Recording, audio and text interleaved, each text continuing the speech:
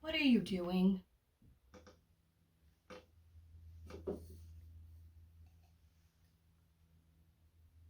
It's September.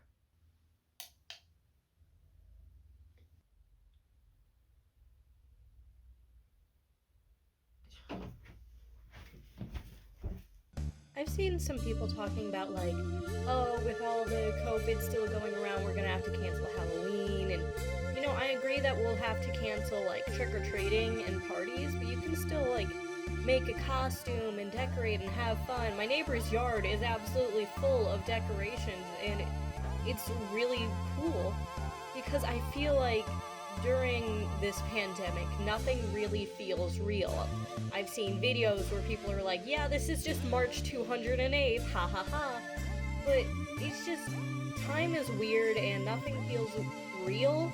And I feel like just having this, like, fun thing, like, that's kind of normal but still kind of fun, just kind of brings, it can bring people out of a funk if needed. I don't know. This is actually the first year I've decorated for Halloween. Because, like, usually we have, like, a couple window clings that my mom puts up, but those are literally just fall decorations, so we don't have to clean up and redecorate for Thanksgiving. Because, you know, my mom's been working since I was young, and you know, we just didn't have the time or energy for it, but it feels fun doing this, and I'm kind of glad I was able to do this this year. I went to Michael's, got a whole bunch of like mini skulls and little shiny spiders, and a keep out tape. I found there was this crow. They had these like crow things. They're not statues, they have fake feathers, but I found one and its eyes were all wonky and it looked so sad, and he's right above me as I'm recording this. He watches over me like my guardian angel. Yeah.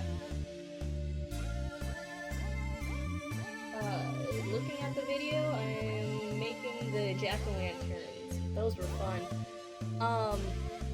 Yeah, I really liked how the second one turned out because with the first one, I layered the orange on too thick, so when I carved out the outer surface, it was a little bit tough to work with.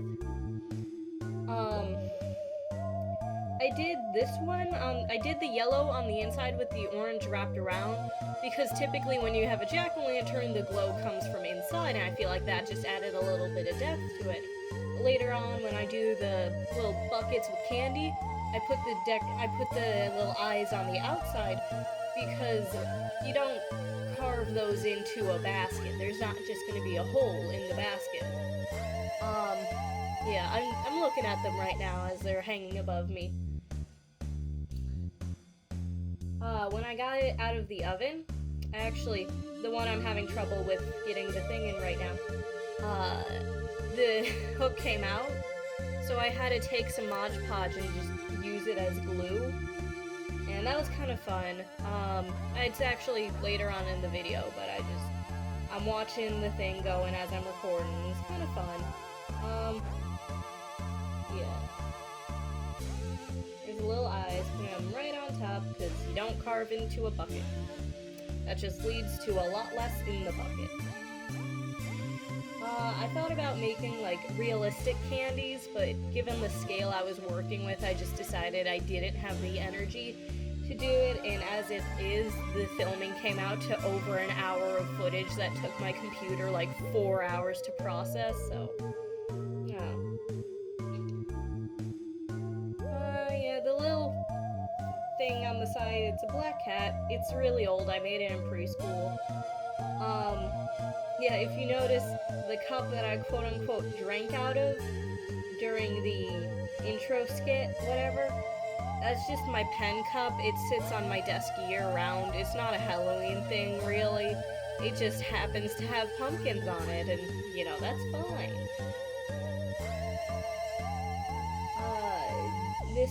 this part, making the candies, I wanted it to kind of come over the top of the basket, you know, have like a thing full of candy. And as you can see, it's taking forever to get that amount of candies. So I just took some of the brown and I just flattened it out on the bottom, made a little layer to place the stuff on top of. It worked really well with that first basket I made, but the second one, the sides were uneven, so it's not really coming out of the top of that one. Usually, like, you know, when you make something, you have a good one and a bad one, or you don't really have, like, perfect one and a horrible one, unless you're drawing eyes, because, you know, you always got that one eye and you can't draw the other one. But for some reason, that first basket right there that I just put a handle on, that one turned out perfect, exactly how I imagined it. The other one was a wreck. You know, it's kind of fun. Yeah, I tried hooking on the jump rings, which is the rings in between the hooks that go in, and the earring hooks. But I try to just put the jump ring on top and like over the basket handle, but I ended up cutting the basket handle, so I had to remake that and then put it through. This is the glazing thing. I just used Mod Podge because my friend uses it for a lot of stuff, so I know it's trustworthy. I don't know, it's pretty cheap compared to some of the other stuff.